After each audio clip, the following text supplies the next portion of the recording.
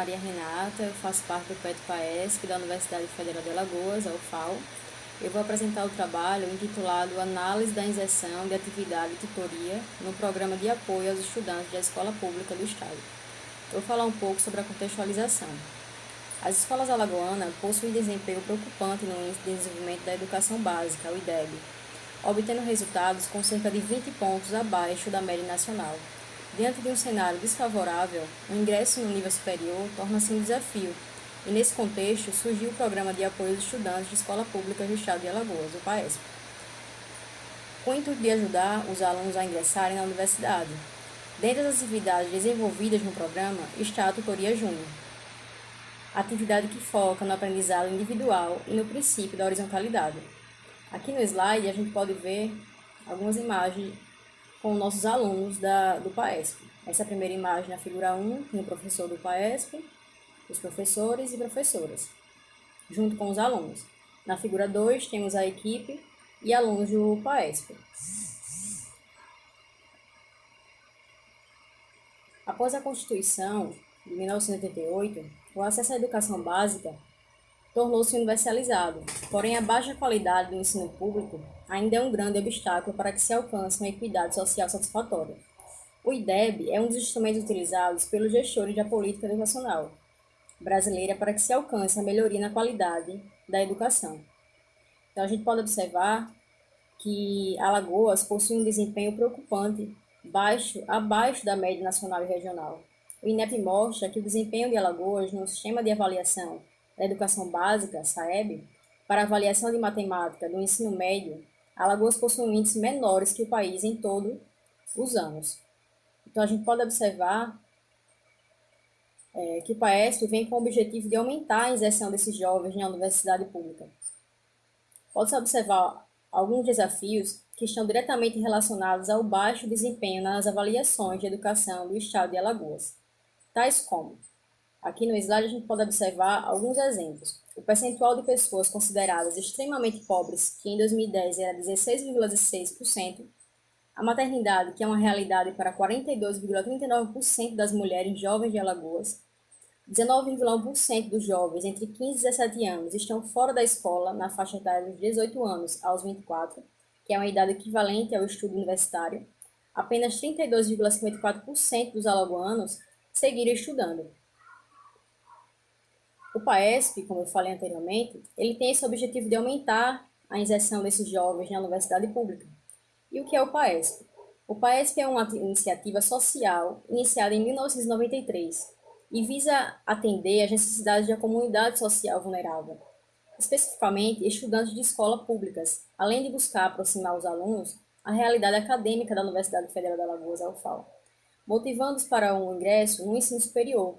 O público entendido pelo PAESP são os alunos do segundo e terceira série do ensino médio, que entram no programa a partir de um processo seletivo e tem professores voluntários de grupos do Programa de Educação Tutorial PET e docentes da UFAL. Devido às dificuldades encontradas, que iam além das dificuldades de conteúdo, pode-se perceber que ultrapassaram os assuntos do ensino médio e a grade de conteúdos voltados para o Enem. Surgiu a atividade intitulada PAESP Júnior, que é um programa destinado a alunos da primeira série do ensino médio, com o objetivo de trabalhar apenas conteúdos de língua portuguesa e matemática, para quando os alunos ingressarem no PAESP terem tais dificuldades sanadas. Porém, a evasão tornou-se destaques em ambos os programas, em especial o PAESP Júnior. A fim de mitigar tal problemática, surgiu a atividade Tutoria Júnior, que é uma atividade destinada ao público do PAESP Júnior e busca uma relação ensino-aprendizado de forma individualizada, buscando melhorar o acolhimento, enaltecendo a relação de troca e conhecimento tutor-aluno. Meu nome é Eric Carvalho, membro do PET-PAESP da Universidade Federal de Alagoas, e irei dar prosseguimento à apresentação do trabalho falando sobre a metodologia. A Tutoria Júnior é uma atividade do PET-PAESP, criada em 2018, e para a realização dessa atividade o grupo se organizou em duplas de tutores, que eram responsáveis por um grupo de 10 alunos do PAESP Júnior, que foram escolhidos de forma aleatória. Os encontros da Tutoria Júnior eram realizados quinzenalmente aos sábados, com duração de 2 horas. E essas 2 horas elas foram divididas em 2 momentos, como mostra no fluxograma.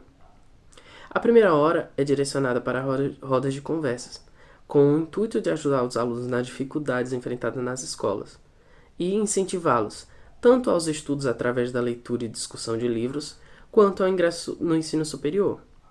Já a segunda hora é direcionada ao aprendizado de uma forma lúdica, através de dinâmicas coletivas com os assuntos abordados nas aulas do PAESP Júnior. Como método de avaliação da efetividade da tutoria, foi feita através tanto da análise de formulário de satisfação, que foi preenchida pelos próprios alunos, quanto a análise de evasão e dificuldade da aprendizagem desses alunos. Além disso, foram utilizadas notas da seleção do PAESP entre os anos anteriores e posteriores da implementação da tutoria. Ao se discutir as implicações do trabalho realizado na tutoria júnior com os estudantes da escola pública, deve-se atentar às dificuldades enfrentadas por estes alunos, tanto no ambiente familiar quanto no ambiente escolar. E essa dificuldade, elas são fatores que influenciam diretamente na aprendizagem e no ingresso no ensino superior dos alunos. A primeira análise realizada foi em relação ao grau de evasão. Os maiores obstáculos enfrentados são a manutenção dos alunos durante o ano do PAESP Júnior e a progressão desses alunos para o PAESP no ano posterior. Podemos observar no gráfico a relação dos alunos aprovados no exame da seleção do PAESP, oriundos do PAESP Júnior nos anos de 2018 a 2020. E como a seleção do PAESP é realizada ao fim de cada ciclo, os dados da turma de 2017 estão representados no gráfico como ano de 2018 e assim sucessivamente. No período de 2018, podemos observar que o número de ingressantes que vieram do PAESP Júnior foi menor, totalizando 27. Isso se dá ao fato de que os alunos oriundos do PAESP Júnior ainda não haviam participado dessa atividade. Podemos observar também que nos anos de 2019 e 2020, os alunos oriundos do PAESP Júnior já haviam participado da tutoria Júnior e houve um considerável aumento na permanência no programa, chegando aos 74% de crescimento comparados ao ano de 2018. Através desses dados, a tutoria demonstra combater os fatores que levam à evasão. Essa atividade ela oferece um espaço de atenção individualizada que afeta o desempenho dos alunos no exame de seleção e permanência deles no programa. Além disso, as circunstâncias elas são favoráveis à progressão dos estudantes ao PAESP, fornecendo materiais de estudo e locais para estudo também. Além da análise de evasão, fez também uma comparação entre as notas do exame de seleção do PAESP nos anos de 2018 a 2020, que pode ser observado no gráfico. Podemos verificar que há um aumento entre as notas dos alunos provindos do PAESP Júnior nos anos de tutoria, que são 2019 e 2020, em relação a dos alunos da nota que não participaram da tutoria, que foi o ano de 2018, que obteve-se um acréscimo de 29% nas notas.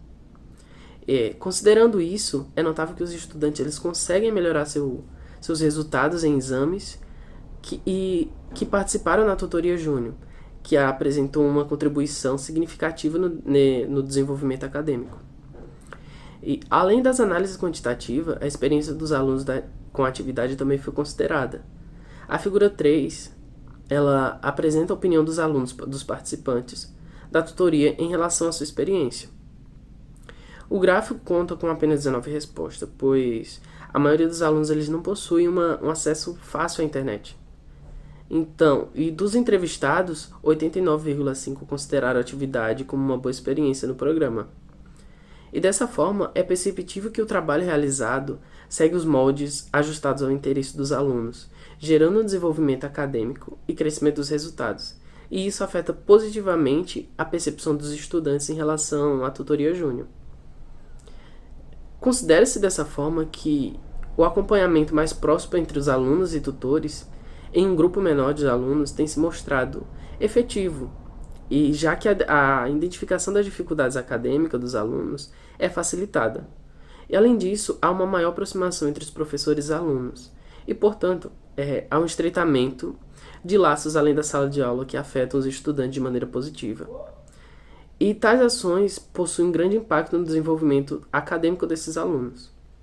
Assim, o incentivo ao estudo, ao desenvolvimento do senso de responsabilidade e da iniciativa dos estudantes corroboram para que esses estudantes consigam ingressar tanto no PAESP e, posteriormente, na universidade.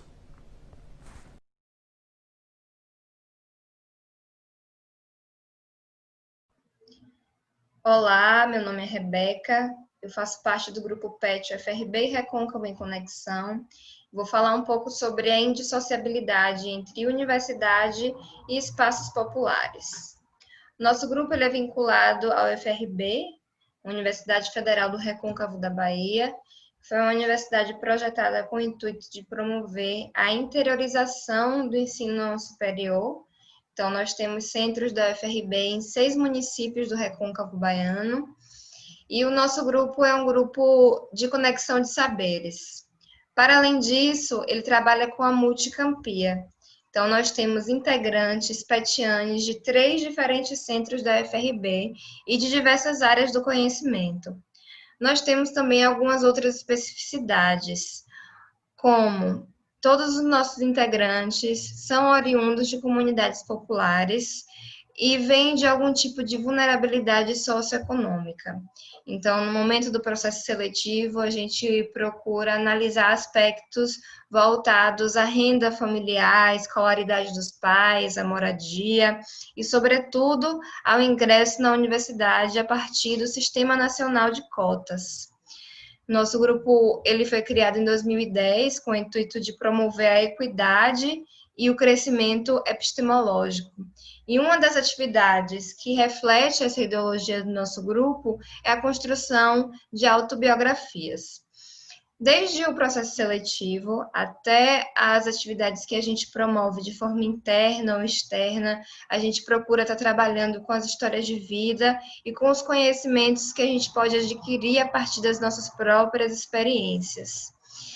Então, fazendo essas autobiografias, ao construir as nossas autobiografias, nós nos tornamos sujeitos das nossas próprias histórias, protagonistas, e no momento que a gente troca essas experiências de vida, que a gente compartilha essas histórias, a gente começa a perceber pontos em comum e pontos divergentes, o que promove a alteridade e a construção de uma identidade que se autovaloriza, que se empodera, que também encoraja outras pessoas. A partir dessa atividade, nós desenvolvemos uma conexão com escolas públicas de ensino médio. Nós visitamos 4 cidades do Recôncavo Baiano, fazendo um ciclo de rodas de conversa com alunos secundaristas de terceiro ano, prováveis concluintes de ensino médio, contando a nossa própria história de vida para eles e para elas, e também falando sobre a UFRB, sobre o PET, sobre as formas de ingresso, sobre as formas de permanência, sobre as especificidades de cada curso, sobre o futuro profissional. E a gente começou a perceber que ao longo dessas rodas de conversa, o desejo de participar, de entrar em uma universidade, começou a ser aflorado naqueles adolescentes, naquelas adolescentes. Então, quando a gente chegava nessas escolas, quando a gente entrava na sala de aula e contava as nossas próprias histórias de vida, a gente percebia que aqueles secundaristas também nos viam como um espelho. Porque como todos nós do nosso grupo PET somos oriundos de comunidades populares, estudamos em escolas públicas, quando a gente conta as nossas histórias, quando eu digo que eu sou filha de faxineira, de pai analfabeto, mas ainda assim eu entrei na universidade, consegui permanecer na universidade,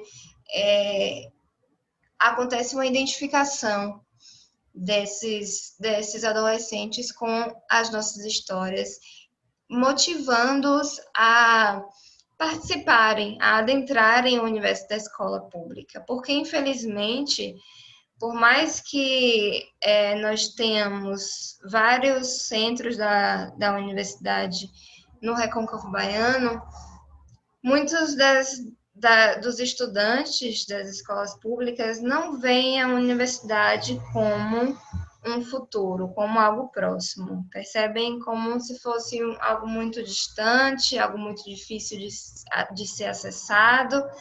E aí a gente leva a perspectiva de que a universidade pública é um direito e de que nós precisamos tomar posse dos nossos direitos. Então, no momento que a gente compartilha as nossas histórias de vida, a gente também motiva esses secundaristas, dessas secundaristas, a participarem, a também adquirirem o conhecimento. E também levamos a perspectiva de que conhecimento é poder. Então, precisamos valorizar as instâncias, as políticas públicas voltadas para a educação. Então, nós permeamos 4 municípios do Recôncavo Baiano, que foram as cidades de Muritiba, Cachoeira, São Félix e Santo Amaro, fazendo essas rodas de conversa nas escolas públicas e promovendo essa discussão, né?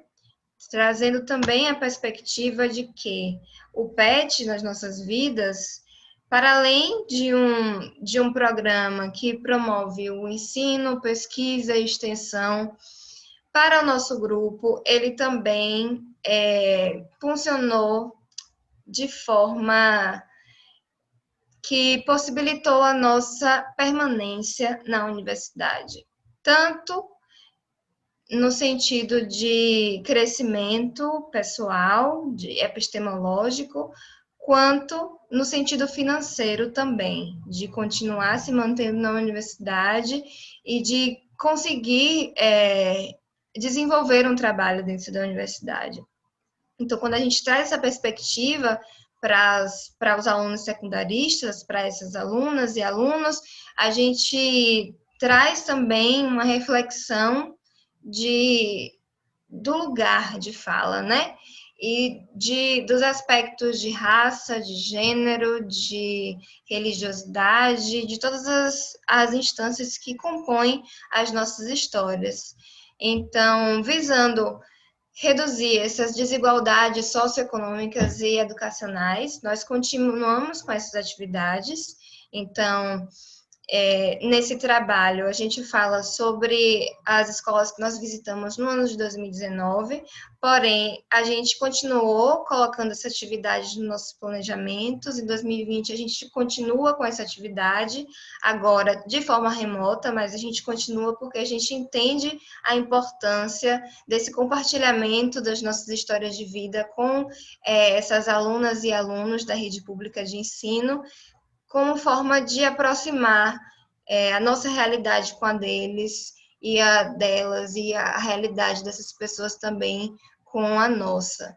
Então, a gente procura garantir a equidade social no contexto estudantil. Muito obrigada.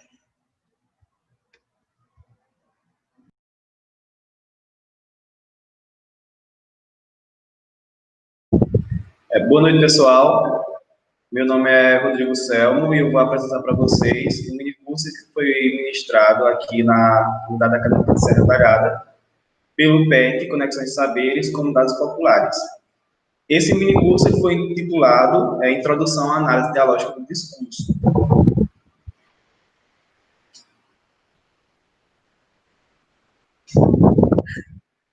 Esse evento, ele contou com a parceria com a professora doutora Bruna Lopes Fernandes do Vinani e com o professor Rodrigo do Vinani, que foram os ministrantes desse curso.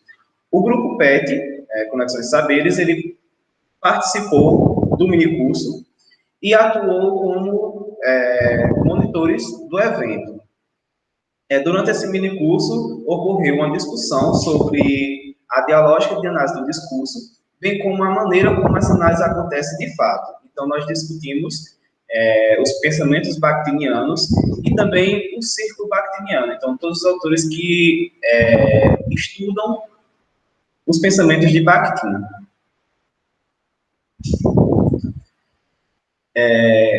O minicurso, ele tem perspectivas de forma mais abrangente, abordando assim de uma forma que não é abordada dentro do curso de letras. Então, daí se dá a sua relevância em ser ofertado, porque ele vai além do que é ofertado dentro do curso. Então,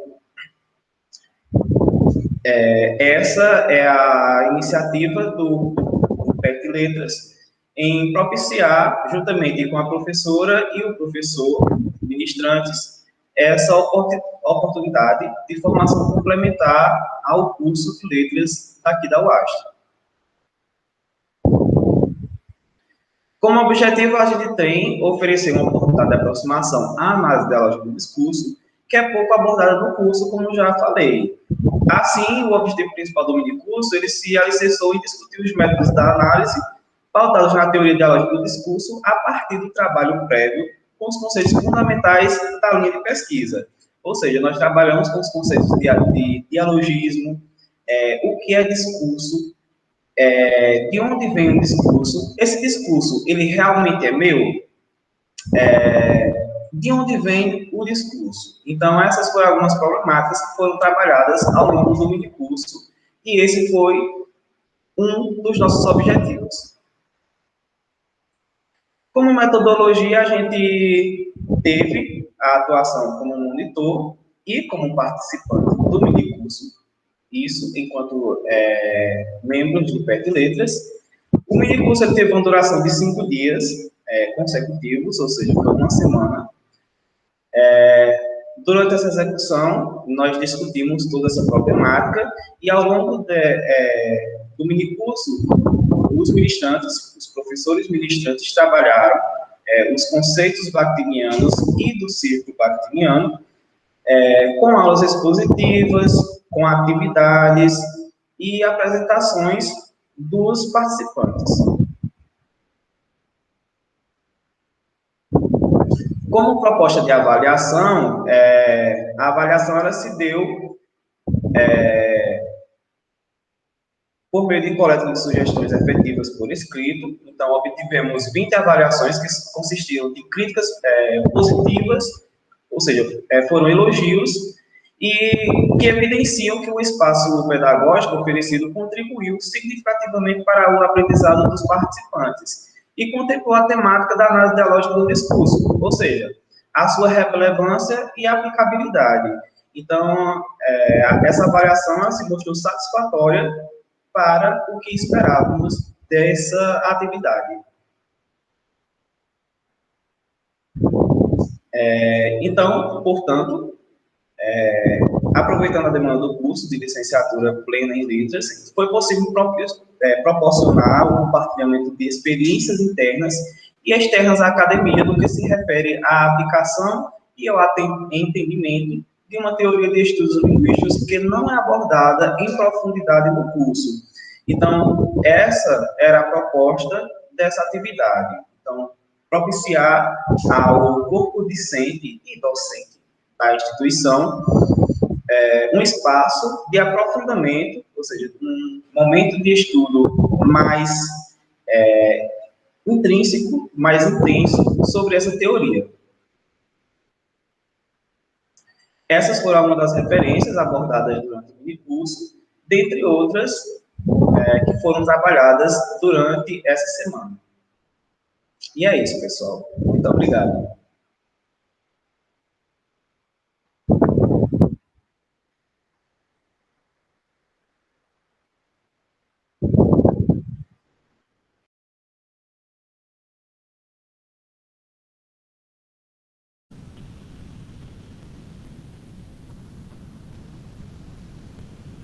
Olá, meu nome é Rayane Mirelli, faço parte do PET Administração da UFCG e vou apresentar o artigo sobre Biblioteca Digital, o pioneirismo do PET Administração na disponibilização de trabalhos de conclusão de curso para a comunidade acadêmica. Observou-se que a relevância da biblioteca dos trabalhos de conclusão do curso para os alunos e, ao mesmo tempo, constatou-se que esses encontravam uma série de dificuldades de acessibilidade. Ao considerar que uma biblioteca no formato tradicional possui diversos problemas com relação a armazenamento, preservação e acesso, assim como dificuldades dos usuários com relação à deficiência na infraestrutura e espaço inapropriado para a saúde dos indivíduos, essas limitações fizeram com que o PET Administração obtivesse um olhar diferente para esses problemas e buscasse uma solução para essa situação.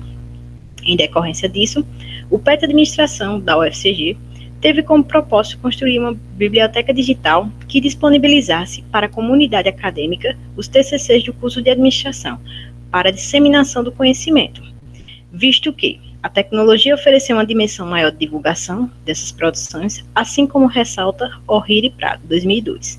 Dessa forma, o projeto se justificou em proporcionar vantagens no que se trata de termos de armazenamento, rapidez no acesso, na recuperação e redução de despesas, tanto para a universidade quanto para os usuários. No que foi posto, com relação aos processos metodológicos, o início do projeto foi dado em 2011, no qual foi dividido em 3 fases: a preparação da base de dados, com os arquivos digitalizados, o desenvolvimento de um software e a disponibilização, e, por fim, a migração da base de dados. Na fase 1 e 3 da preparação de dados com os arquivos digitalizados, a migração de base de dados foi realizada com sucesso pelo PET de administração da UFCG.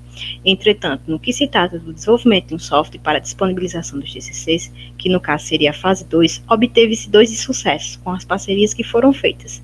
Nesse contexto, só foi possível conseguir realizar, de fato, a segunda fase em julho de 2019, com o apoio da Biblioteca Central e o seu sistema online chamado de Sistemoteca, em que o mesmo nos viabilizou um espaço para colocar os nossos 524 TCCs digitalizados.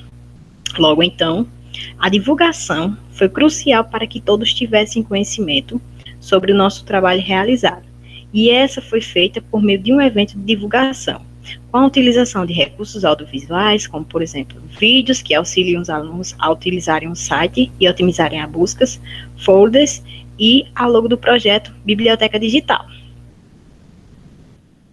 Com isso, em detrimento dessas questões, obtemos resultados estatísticos através da plataforma da Sistemoteca, como a imagem ao lado, com métricas ressaltando as visitas entre os meses de julho de 2019 até o mês de janeiro de 2020. Paralelo a isso, na medida em que houve maior disseminação da plataforma na comunidade acadêmica, a sua tendência gerou um crescimento no número de visualizações, proporcionando uma correlação direta à sua divulgação. Nota-se que, com a intensificação da divulgação e do fácil acesso aos TCCs na plataforma online, a dimensão, a diversificação da biblioteca digital aumentou consideravelmente, sendo acessada até mesmo em outras 5 localidades, no próprio Brasil, Estados Unidos, Colômbia, México e Uruguai. Isso nos mostra a expressiva diversificação e disseminação do projeto.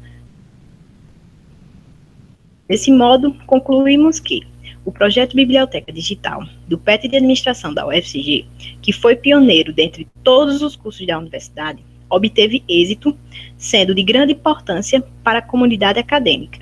Com isso, obtemos um sistema ágil e funcional e ampliamos o método de pesquisa acadêmicas dentro do âmbito educacional. Diante disso, assim como o PET de Administração se prontificou a realizar o trabalho de disseminação dos TCCs, do curso de administração, é crucial que outros cursos continuem no nosso projeto, de forma a agregar outros TCCs em outras áreas e melhorar cada vez mais o modelo de sistema de pesquisas acadêmicas, tornando-o ágil e funcional.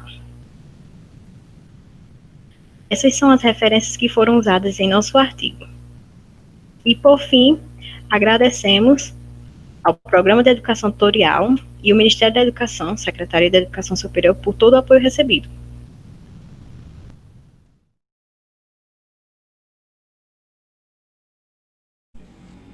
Olá, comunidade petiana, eu me chamo Alidiane Silva e sou integrante do Grupo PET Pedagogia, daqui da UFCG, a Universidade Federal de Campina Grande, no estado da Paraíba. Hoje nós iremos apresentar o trabalho Literatura e Sociedade em Machado de Assis, um diálogo entre a prática pedagógica e clássica da literatura brasileira. Esse trabalho é um relato de experiência de um minicurso ministrado por nós no evento do 6º Colóquio Brasileiro Educação na Sociedade Contemporânea, COBESC, realizado pela Unidade Acadêmica de Educação da nossa instituição. Esse minicurso aconteceu durante os dias 8, 9 e 10 de outubro de 2019 e teve por tema Educação e Democracia. Como nós do PET achamos relevante e fundamental discutir a prática pedagógica no contexto atual, nós nos aliamos ao evento destinado aos alunos do curso de Pedagogia, aos alunos de graduação, aos professores da rede municipal de ensino, para que juntos nós pudéssemos discutir esse tema. Esse minicurso ele foi construído e ministrado pelas petianas com o professor Calbi Dantas, da UFPB. Ele é um professor colaborador do nosso grupo. E esse minicurso é fruto dos estudos realizados em uma atividade do PET Pedagogia, uma atividade que nós temos fixa há 10 anos, que se intitula Ciclo de Estudos, Ensaios e Romances do Brasil, Diálogo Sociológicos e Literários. Esse minicurso teve como principal objetivo discutir e perceber as concepções de sociedade abordadas na obra de Machado de Assis e refletir sobre a função da literatura na construção de conceitos como loucura, educação, relações sociais, tanto no momento histórico da obra de Machado de Assis, como também seu reflexo na sociedade contemporânea. Machado de Assis foi o autor escolhido dentre tantos outros estudados por sua contribuição à literatura brasileira e por conseguir retratar em toda a obra aspectos sociais que ainda se perpetuam atualmente. Então, esse nosso trabalho, esse relato de experiência, ele tem por objetivo descrever as atividades do minicurso, considerando o papel formativo de uma seleção de textos machadianos e sua importância para o PET Pedagogia e para os participantes do minicurso. Nós ressaltamos aqui que essa atividade fortaleceu também a dimensão formativa, integrativa e interdisciplinar do PET Pedagogia. Sobre a metodologia da atividade, no primeiro dia, o dia 8 de outubro, foi ministrado esse minicurso no auditório da Biblioteca Central da Universidade Federal de Campina Grande. Inicialmente, contamos com a fala do professor Calbi Dantas, onde ele expôs os objetivos da atividade e iniciou a discussão de como seria a participação dos alunos ouvintes e de nós ministrantes, de uma maneira que houvesse, assim, uma colaboração mútua, uma colaboração efetiva dos dois lados. Nesse primeiro dia, foi entregue aos participantes um material, uma apostila construída por nós petianas, no qual seria utilizado durante todo o minicurso, né? Essa apostila continha alguns escritos, alguns contos mais populares de Machado de Assis, como O Enfermeiro, O Alienista, Conto de Escola, Teoria do Medalhão, Pai contra Mãe, A Cartomante, e também outros textos tratando sobre como a literatura aborda a sua função na sociedade e como Machado de Assis trouxe um novo olhar para a literatura no Brasil. No segundo dia, nós demos início às apresentações dos contos e também fizemos uma breve relato da biografia de Machado de Assis e da sua vasta obra. Com as apresentações, essas apresentações perduraram o segundo e o terceiro dia. Após essas apresentações, eram feitas também as discussões sobre os aspectos observados nos contos. Aspectos como tristeza, melancolia, pessimismo, loucura, padrões sociais, corrupção, honestidade, felicidade, que estavam presentes nos contos analisados durante o encontro, tratando, assim, a função da literatura como um instrumento de reflexões e convenções sociais. Como resultados e discussões, nós podemos enxergar grande relevância para a reflexão da prática docente de nós, alunas petianas, além também de termos tido a oportunidade de construirmos aulas expositivas dialogadas e trazer também a possibilidade de exercícios de dramatização, de leituras dramatizadas na apresentação dos contos. Essas apresentações, essas leituras dramatizadas, essas dramatizações são idealizadas e praticadas em uma outra atividade que nós temos aqui no PET Pedagogia, uma atividade chamada Educação e Teatro, com o professor colaborador Aloísio Guimarães. Então, esse momento nos permitiu entender como utilizar a literatura em sala de aula, principalmente nas turmas dos anos iniciais do ensino fundamental, que tem pouco contato com as obras literárias brasileiras, levando-se à reflexão do porquê há esse afastamento da literatura em sala de aula e como esse contato só é retomado de uma forma brusca no ensino médio, levando o aluno a considerar assim a literatura algo pesado e enfadonho.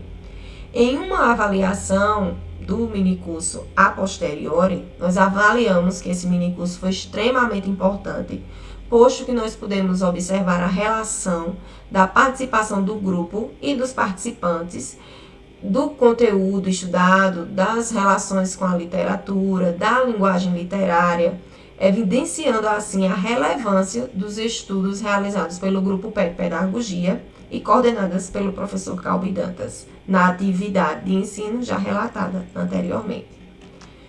Como considerações finais, nós trazemos que essa atividade foi de importância grandiosa para o aprimoramento da nossa formação acadêmica, tanto dos integrantes do grupo PET Pedagogia, como dos alunos do curso de Pedagogia e dos professores da rede pública municipal de ensino, bem como outros participantes que participaram desse minicurso por interesse da temática. A atividade também fomentou a ampliação da compreensão de critérios históricos, antropológicos, literários, sociológicos, que fizeram parte do contexto do autor Machado de Assis e nos auxiliam no entendimento de seus escritos nesse espaço que foi constituído como um momento de diálogo, né? Nós podemos reconhecer também, assim, Machado de Assis como um homem à frente de seu tempo e observar que suas concepções e conceitos são muito atuais. Além de considerarmos também a atividade enriquecedora pelo debate sobre a possibilidade das renovações de práticas e instrumentos para o uso da literatura brasileira em sala de aula e compreender a sociedade a partir dela. Essas são as referências utilizadas na construção deste artigo. Nós do PET Pedagogia agradecemos pelo espaço da apresentação do nosso trabalho. Muito obrigada.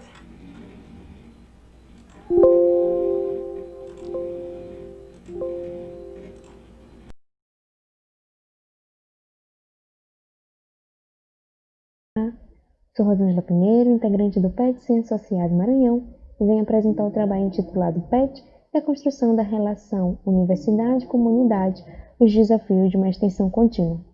Ele foi escrito pela Ana Carolina Espíndola, Rosângela Pinheiro e Shirley Alves. Quando nós falamos no programa de educação tutorial, é muito importante falar do tripé, que é pesquisa, ensino e extensão, e que é através dessa extensão que nós conseguimos manter o elo entre universidade e comunidade, e assim nós conseguimos ter essas trocas de saberes possíveis. Também é importante falar desses debates acerca das atividades de extensão que ocorrem pelos grupos PET, que é através desse debate que nós conseguimos entender quais são os desafios e quais são os avanços nessas atividades de extensão. O Grupo PET Ciências Sociais Maranhão realizou a extensão na Escola Centro de Ensino Antônio Ribeiro da Silva. É uma extensão que ocorreu entre os meses de junho a dezembro de 2019. E para essa extensão nós tivemos a seguinte metodologia: elaboração de aulas oficinas, adaptação de temas e abordagem, suporte interno, infraestrutura e rotatividade da turma e de petiantes. Nessa elaboração de aula, nós tivemos que nos reunir para poder fazer essa elaboração, e nós utilizamos algumas aulas que já haviam sido ministradas em outras instituições e também o uso de material didático. Também nós utilizamos o caderno de atividades da formação de professores em gênero e diversidade na escola, que é o GDE. Também utilizamos o material disponível no site Café com Sociologia, que tem um foco no ensino da sociologia, abordando o tema da diversidade, e o laboratório didático USP Ensina Sociologia. Para essa adaptação de temas e abordagens, nós tivemos a seguinte ideia: utilizar o que nós já havíamos aprendido nas ciências sociais, juntamente com o que eles já haviam aprendido na escola. Para que não se tornasse algo tão abstrato e algo tão complexo, nós preferimos adotar e adaptar este modelo. Também nós preferimos que fosse usado o uso do celular na extensão para que tivesse um bom rendimento e assim que se tornasse algo bem atrativo também para esses adolescentes. O suporte interno e a infraestrutura. Se não tivesse feito a parceria entre o Grupo PET Ciências Sociais e a professora Socorro Leal, não teria o sucesso que esse projeto teve, pois além da autonomia que a professora nos deu para a realização do projeto, também nos foi concedido uma sala de aula para toda sexta-feira nós estarmos lá e também foi nos oferecido os aparelhos de multimídia quando necessário para atividade de extensão. Nessa rotatividade de turma e petianos. Para os petianos, para não ficar sobrecarregados, nós adotamos o seguinte modelo: que fosse feito dupla ou trio para que a cada sexta-feira se fizesse presente ali na escola. Já para os alunos, como era uma turma de 30 alunos, nós dividimos as turmas entre A e B e cada turma tinha 15 alunos. E para ficar bem mais estimulante, para que eles pudessem se fazer mais presente nessas atividades, nós fizemos uma parceria com as disciplinas História, Sociologia e Filosofia, que quanto mais os alunos participassem, eles iriam ganhar pontos nessas disciplinas. E assim o resultado e a discussão. Não é fácil fazer uma atividade toda semana, porque ela requer planejamento e o petiano se fazer presente lá. E assim, além desses desafios também que nós encontramos, o uso do celular e o fone de ouvido no início começou a atrapalhar muito a extensão e assim nós tivemos que adotar outros mecanismos para que pudesse o celular se fazer presente nessa extensão e se tornasse algo benéfico. E assim, os alunos no final da extensão vieram nos elogiar, dizendo que eles perderam o medo de falar em público, que a união da turma foi melhor e que também nunca tinha chegado o projeto para o segundo ano, toda vez era para o terceiro ano. E aí quando nós, do PET Ciências Sociais, fizemos um projeto inteiramente para o segundo ano, eles ficaram muito felizes em nos receber. E também nós entendemos a importância de uma extensão contínua. Ela deve ser feita porque ela também consegue entender o que nós aprendemos em sala de aula e também aplicar em outros momentos. E assim, as nossas considerações finais é de que apesar dessa dificuldade de toda sexta-feira a gente estar na escola, nós aprendemos bastante ao longo desse tempo. E não só a escola que nos abrigou teve impactos positivos. Nós, enquanto petianos e também a tutora, todo mundo saiu ali muito feliz e todo mundo aprendeu algo nesse período da extensão. E assim nós conseguimos compreender algo que nós aprendemos em sala de aula juntamente com a prática. E assim essas são as nossas referências e muito obrigada pela atenção.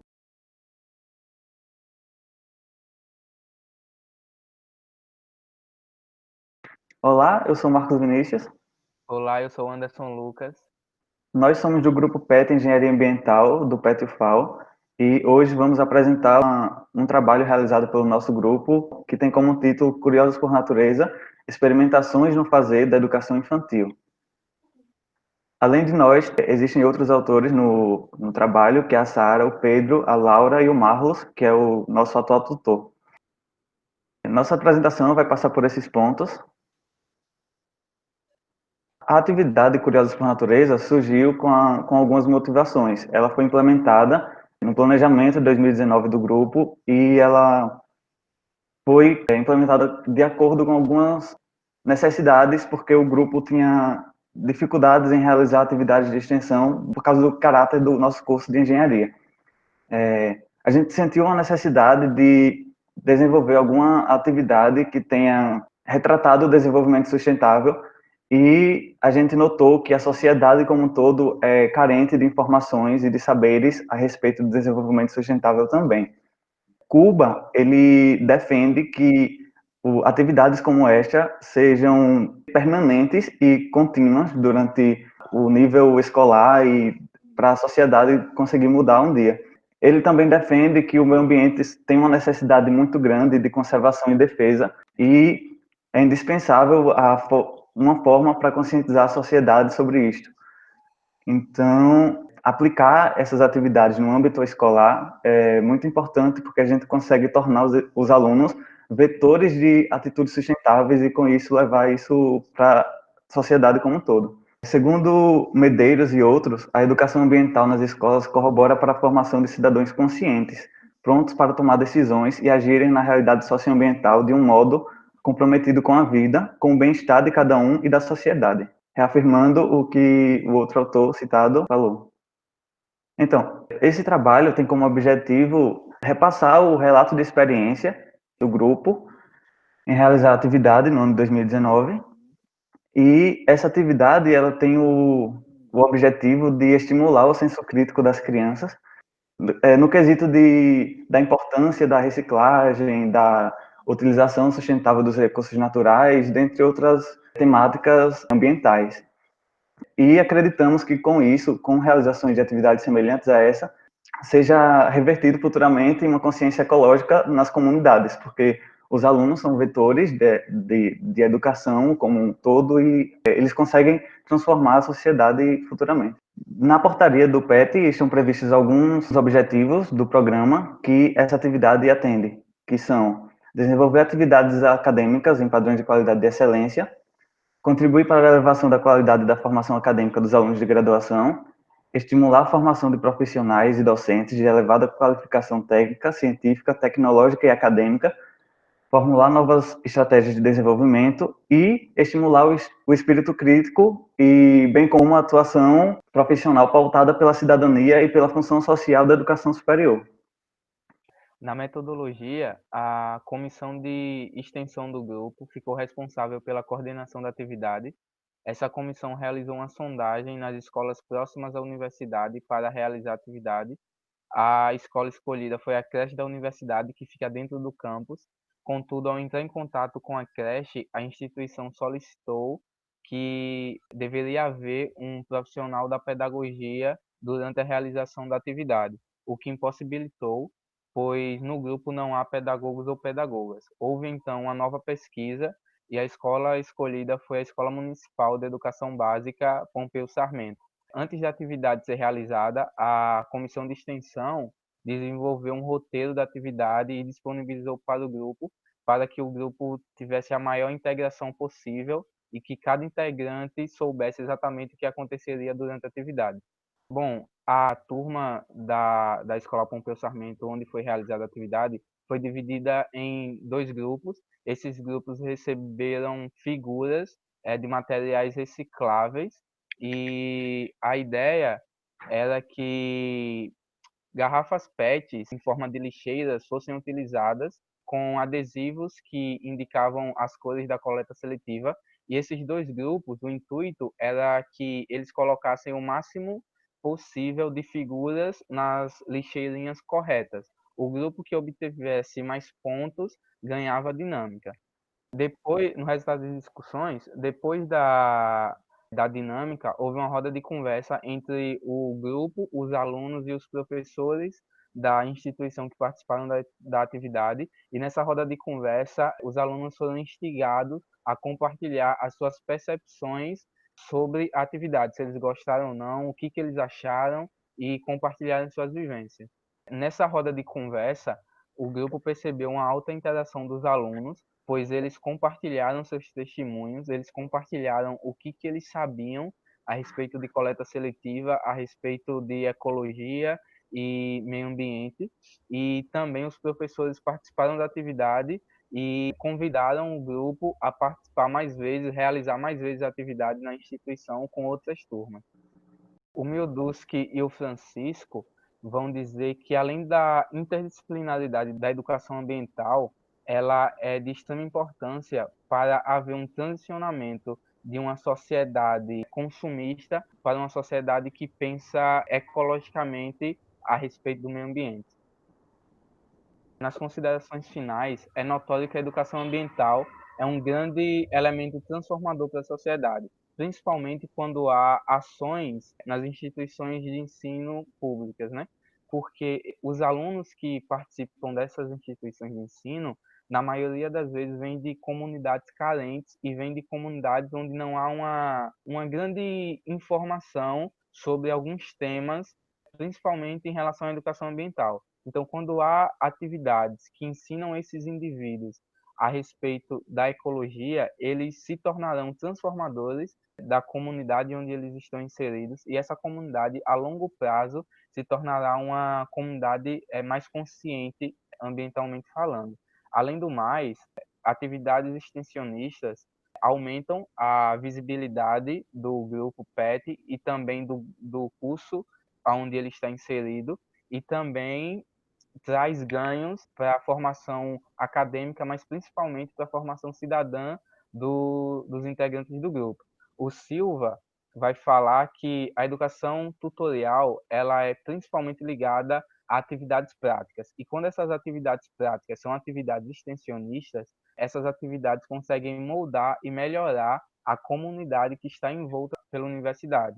E daí a gente melhoraria, a gente traria grandes benefícios para a sociedade pelos conhecimentos gerados na universidade. É isto. Muito obrigado.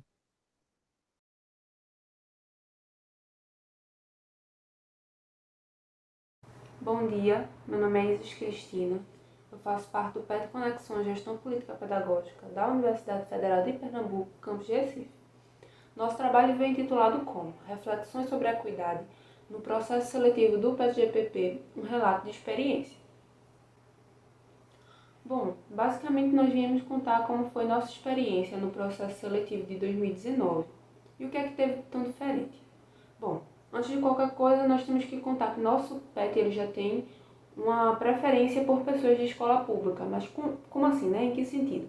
Para ganhar bolsas, nós damos preferência às pessoas advindas de escola pública ou então vindas de escola particular, porém com bolsa integral. E aí nós damos essa preferência para essas pessoas para ganhar bolsa. Bom, no ano de 2019, nós introduzimos a questão da cota no nosso processo seletivo. Mas como veio essa ideia, né? Em 2018, no Encontro Nacional de PETs, nós escutamos que outros grupos PETs tinham esse processo e que nos chamou a atenção por nós sermos um PET Conexões, que busca ter uma diversidade maior no nosso grupo. Então, nós corremos atrás disso, né? De como vamos fazer o processo de cotas na nossa seleção de PET. E bom, como nós fizemos isso, né? De primeiro nós fomos ler, né? Artigos, revistas, livros, tudo que pudesse nos dar uma base teórica para entender como nós poderíamos fazer esse processo, já que seria algo tão novo para o nosso grupo. E falar com pessoas que entendem, pessoas que estudam a área, e isso nos deu um reforço maior enquanto teoria, né, já que a gente ainda iria pôr em prática. Nós tomamos também como referência os dados socioeconômicos, porque nós, no nosso processo, nós pedimos algumas informações socioeconômicas para a gente saber como que tá as pessoas que vão entrar no nosso PET, né? No sentido de vir de escola pública, ser baixa renda, para a gente entender mais o nosso perfil, o perfil que está para entrar no nosso grupo e como a gente pode melhorar enquanto grupo em relação a essas novas pessoas que vão entrar. Bom, e com esses dados obtidos, nós transformamos eles em gráficos para nós visualizarmos melhor a nossa situação e entendermos melhor em que posição nós estávamos. Bom, nosso processo seletivo se tem em 4 partes. Primeira parte online, né, que no caso são as submissões de documentos, enfim, dessa parte mais burocrática. Depois veio a prova escrita, que é basicamente o porquê que ele quer entrar no nosso PET, né, para a gente entender como esse petiano ele agregaria no nosso PET de forma funcional e até mesmo emocional.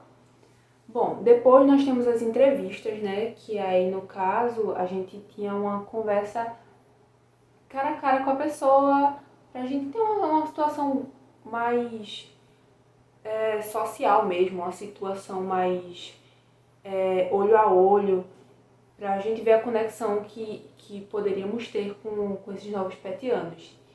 E, por último, nós tivemos a questão da banca verificadora, né, que foi constituída por professores da própria UFPE que estudam e estão nesse grupo e alunos que também estudam a questão de cotas raciais nas universidades. Bom, nesse primeiro gráfico nós temos a porcentagem de cor, raça autodeclarada pelos candidatos, né? Como podemos ver, se nós formos juntar os autodeclarados pretos e pardos, nós temos uma maioria. E depois temos as pessoas autodeclaradas brancas e em aquela porcentagem pequena são as pessoas que não quiseram se autodeclarar, não quiseram dizer como se vê, né? Depois nós tivemos o gráfico de pessoas advindas de escolas públicas e privadas e 70% dessas pessoas vieram de escolas públicas e 14,6% de escola privada e 12% de pessoas que vieram de escola privada, porém com bolsa. Bom, esse gráfico ele é o que mais dá uma surpreendida,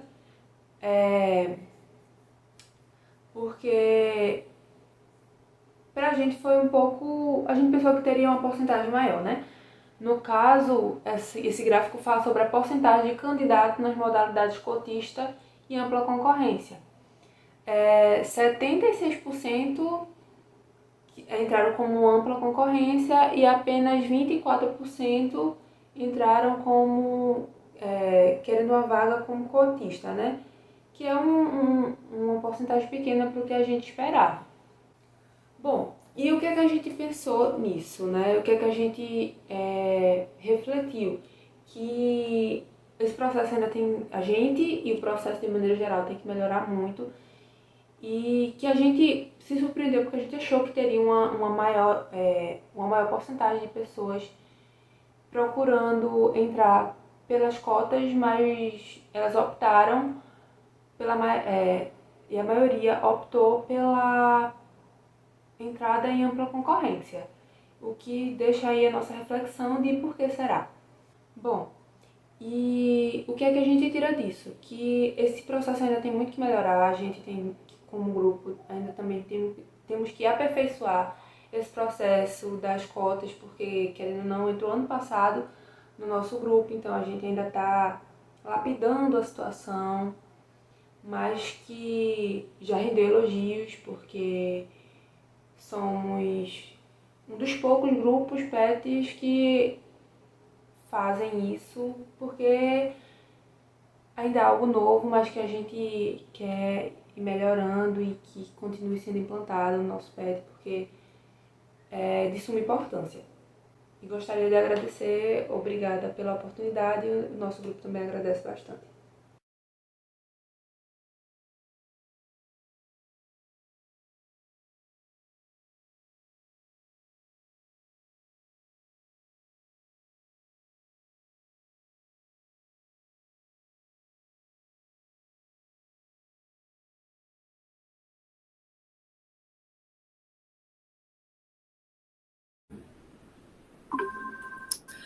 Olá, gente. Meu nome é Ana Clara Chaves e eu faço parte do PET Psicologia da Universidade Federal de Alagoas. Oi, pessoal. Meu nome é Luana, também faço parte do PET Psicologia da UFAL. E nós vamos apresentar um trabalho intitulado Travesti não é verbo, uso do nome social, e o nosso eixo temático são as ciências humanas e sociais. Começando, né, introduzir o nosso trabalho, trata-se de uma pesquisa de sondagem realizada com o objetivo de avaliar a experiência da inserção do nome social nas atividades dos grupos PET da UFAL. Né? E o que é esse nome social que a gente está falando aqui? É uma conquista das lutas e conferências organizadas pelo movimento LGBTQIA+, consiste no uso do nome das pessoas trans e travestis de acordo com o gênero que elas e eles se identificam, né? E exemplificando um pouco mais o que isso quer dizer. Como todas e todos nós sabemos, né, quando a gente nasce, nos é dado um nome, né, de acordo com o nosso sexo biológico, e é com esse nome que a gente é registrado, que está na nossa certidão de nascimento, como a gente passa a ser conhecido socialmente. Mas as pessoas trans e travestis começam a reivindicar o direito de serem chamadas não mais por aquele nome necessariamente que foi colocado na certidão de nascimento, mas sim com o nome de acordo com o gênero que eles e elas passam a se identificar a partir de agora. Então, é basicamente isso, esse nome social. Esse direito, né, esse pedido para ser chamado agora como eles e elas se identificam. A gente reconhece, né, reconhece-se o nome social enquanto medida de equidade, que proporciona acolhimento e atenua situações que poderiam causar constrangimento e vexame a esta população, como traz Silva em 2013. Então, quando a gente fala de medida de equidade, é exatamente tratar pessoas com demandas diferentes, de formas diferentes, para se alcançar uma igualdade, né? Então, se a população trans e travesti diz que usa o nome social, né, é uma medida para diminuir essa violência que essa população sofre, para minimizar esse constrangimento e esse vexame, devido simplesmente ao uso do nome, né? A gente acredita que essa medida de equidade pode exatamente ajudar, né, a conter ou a diminuir essa desigualdade. Lembrando que não só pensando nesse nome social como uma regra para inserir eles nos documentos, mas também como um reconhecimento da existência dessa população e o começo de um debate pensando nas especificidades deles e delas. No contexto da saúde, né, o uso do nome social foi garantido em 2019 pela portaria número 1820, que veta qualquer tipo de menção desrespeitosa à pessoa trans ou travesti no contexto de saúde do Brasil, né? Essa é uma demanda, obviamente, de antes dessa população, mas se ganhou muito destaque na 13ª Conferência Nacional de Saúde, em 2017, onde foram deliberadas algumas questões relacionadas à população LGBTQIA+, entre elas o uso do nome social. E aí aqui a gente traz a importância, né, que os e as profissionais de saúde estejam a par das demandas dessa população, né, que a formação cada vez mais aporte essas questões, tanto do ponto de vista técnico, ético, político e também legal, como a própria portaria coloca. A demanda para a inclusão e reconhecimento do uso do nome social nos documentos acadêmicos da UFAL, que é a universidade que a gente está inserido, foi encaminhada pelo Instituto de Psicologia, onde o nosso grupo está, ao Conselho Universitário Consune, e foi aprovado em 6 de junho de 2016. Então, desde lá, né, essa população tem o direito ao uso do nome social em todos os documentos da universidade. Durante um dos nossos interpétios, que é o Encontro UFAL, ocorrido no primeiro semestre de 2019, foi deliberado que os grupos PET inserissem um espaço para a inserção do nome social nos formulários de inscrição de suas atividades. Então, desde lá, ficou deliberado que nós, né, dos grupos PET e UFAL, devemos inserir essa opção nos formulários de inscrição dos eventos. Falando um pouco da metodologia que a gente utilizou, para alcançar nosso objetivo, como disse a Clara, a gente realizou uma pesquisa de sondagem, que, segundo o Serapione, se caracteriza em analisar se um conhecimento, ou alguns tipos de conhecimento, no nosso caso, o nome social, se esse conhecimento é válido em outros espaços, além daqueles onde ele foi produzido. Para isso, nós tivemos como participante 11 grupos PET da UFAL, tirando o nosso, e o método foi, nós fizemos um formulário Google com 7 perguntas e um espaço para que os grupos se identificassem. 3 dessas perguntas foram fechadas, de sim ou não, e 4 delas foram abertas. Nós enviamos esse questionário pelo grupo do WhatsApp do G12, que é um grupo onde tem 2 participantes, 2 representantes de cada grupo PET da UFAL, e pedimos para que eles mandassem para os seus grupos, que eles respondessem em conjunto, para que assim a gente pudesse realizar essa pesquisa. As perguntas foram: seu grupo tem algum contato com o termo nome social? O seu grupo adota o nome social na inscrição de suas atividades? Se sim, desde que ano? Se não, por quê? Caso adote o uso do nome social, algo em específico motivou o uso? Há alguma dificuldade no preenchimento desse campo por parte dos inscritos e das inscritas? Quais? Se a resposta foi não, você acha que a sua utilização seria importante? Por quê? Independente de adotar ou não, o seu grupo PET considera que o PET e o FAL precisam de um preparo maior para adotar o uso do nome social na inscrição das atividades? Partindo dos questionários respondidos, nós tivemos os seguintes resultados. Dos 11 grupos que a gente mandou o questionário, 9 responderam ao questionário. 7 desses grupos se localizam no campus da capital do estado e 2 estão em unidades de ensino do interior. Na primeira pergunta, se o grupo tem algum contato com o termo nome social, 100% dos grupos disseram que sim, tem algum contato com o nome social. Mas, referente a se o grupo realmente colocava em prática, colocar um campo para o nome social nos formulários de inscrição das atividades, 22% desses grupos disseram que não colocavam.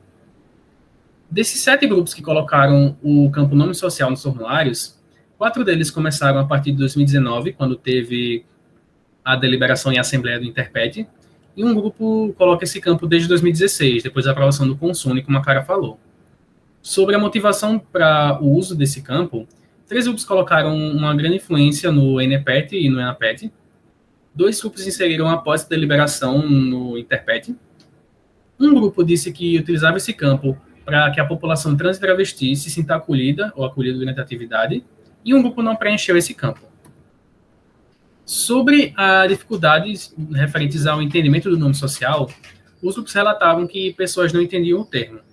5 grupos falaram que o termo é comumente confundido com apelidos. As pessoas, por não saberem, não terem conhecimento do que é o nome social, preenchiam esse campo com apelidos ou coisas do tipo, para não deixar em branco. E um dos grupos respondeu que, desde que eles implantaram, ninguém preencheu aquele espaço para se inscrever nos eventos. Isso já traz um grande questionamento, que a Clara vai abordar mais na frente nas nossas considerações finais. Para finalizar, eu gostaria de deixar essa citação de Alves Silva Moreira, 2016, que diz que o uso do nome social, quando não conceituado, se esvazia, tornando-se um mero apelido. E agora, né, encaminhando as nossas considerações finais, a gente traz esse trecho do Mombassa, quando ele fala que as pessoas trans e travestis se afastam da produção acadêmica, né, porque desde o ensino fundamental, do ensino médio, elas sofrem diversos tipos de violência, o que leva à evasão escolar e, consequentemente, não ingressam na universidade. E aí, quando a gente aponta que essas pessoas nem estão preenchendo o nome social quando ele está no formulário de inscrição, ou eles não estão nem nesses espaços promovidos pelo PET, a gente começa a pensar exatamente que desde o começo desse processo educacional, como o Mombassa traz, essas pessoas sofrem diversos tipos de violência no acolhimento nesses espaços, com o que faz que elas saiam da escola, né, e por causa disso, ou por outro motivo, não cheguem nem a ingressar na universidade.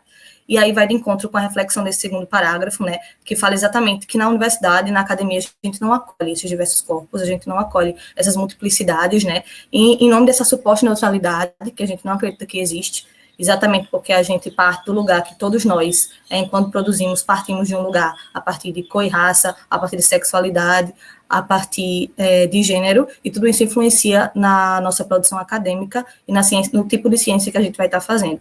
E a academia, ao longo da história, né, foi um lugar de uma produção hegemônica, branca, patriarcal e heterossexual, que não acolhesse diversos tipos de corpos e demandas. Isso tudo prejudica a ingressão dessas pessoas na universidade, a permanência delas e, consequentemente, uma produção que abarque as suas especificidades.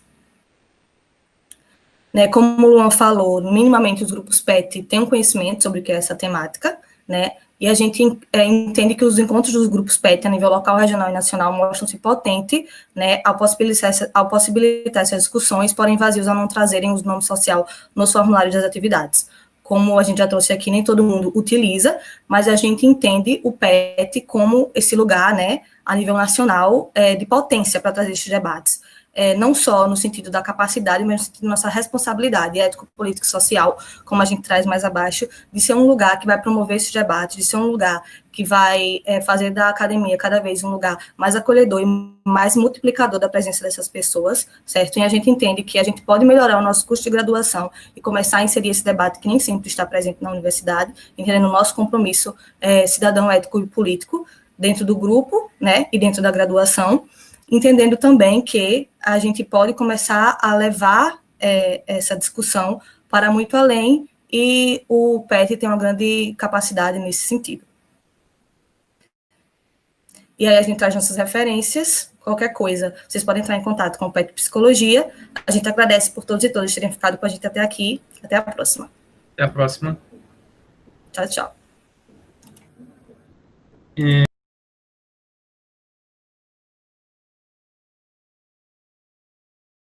Olá, sou Maria Ilha e sou estudante de Ciências Sociais. Me chamo Nádia e sou estudante de Serviço Social. Fazemos parte do PET Conexões de Saberes Comunidade de Campo, da Universidade Federal do Rio Grande do Norte. E iremos apresentar o trabalho PETianos e os espaços de compartilhamento de saberes. O Programa de Educação Tutorial tem como por objetivo contribuir com o processo de ensino e aprendizagem dos seus discentes, desenvolvendo atividades sobre o tripé do ensino, pesquisa e extensão. Dessa forma, será explanado o que se tem concretizado enquanto PETianos nos espaços de compartilhamento, mais especificamente no PET Conexões de Saberes Comunidade e Campo, em seu respectivo campo de atuação.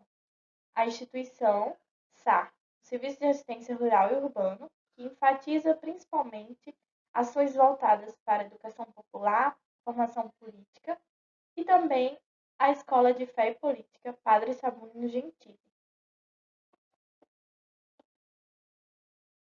O trabalho realizou-se a partir de uma ação de extensão promovida na comunidade de São Miguel do Gostoso, no Rio Grande do Norte, a partir de uma metodologia em que o enfoque principal é a educação popular, uma educação voltada para a participação e o empoderamento das pessoas. Além disso, metodologicamente, utilizamos em nosso trabalho o método freiriano, um método que utiliza de compartilhamento de saberes mútuos. Não só o estudante aprende, como também repassa seu conhecimento de mundo, seu conhecimento adquirido. Além disso, utilizamos o método de observação participante. Tem como pressuposto observar e interagir com os alunos e professores da Escola de Fé e Política, bem como uma análise documental imprescindível para compreender os objetivos. Um dos espaços de compartilhamento de saberes do grupo PET Conexões de Saberes Comunidade e Campo é o SAR, que é o Serviço de Assistência Rural e Urbana. Junto a essa instituição, nós desenvolvemos a maioria das nossas atividades de extensão. O Serviço de Assistência Rural e Urbano, ele presta serviços de educação, assistência social e assessoria à população dos municípios do Rio Grande do Norte. Esses municípios, em sua maioria, são localizados nas áreas rurais de Natal. Ele ainda contribui com esses municípios, promovendo ações no sentido de colaborar com a sociedade, por meio do desenvolvimento político e social das comunidades, a partir do controle social, sustentável e solidário das políticas públicas. Essas atividades são desenvolvidas por meio de fóruns e oficinas de capacitação com as lideranças dos municípios da zona rural.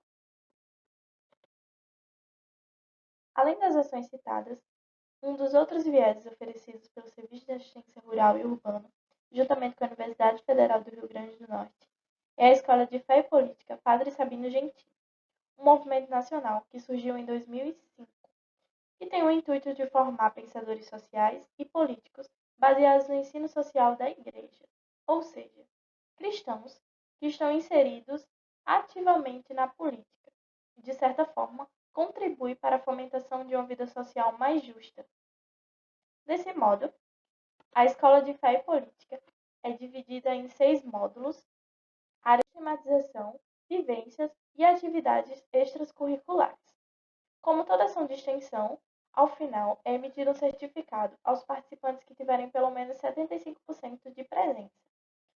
Além disso, a escola tem duração média de 1 ano e, ao final, todos devem apresentar um projeto. Um projeto que apresente uma intervenção que, de certa forma, proporcione alguma melhoria ao âmbito social da qual o estudante escolheu.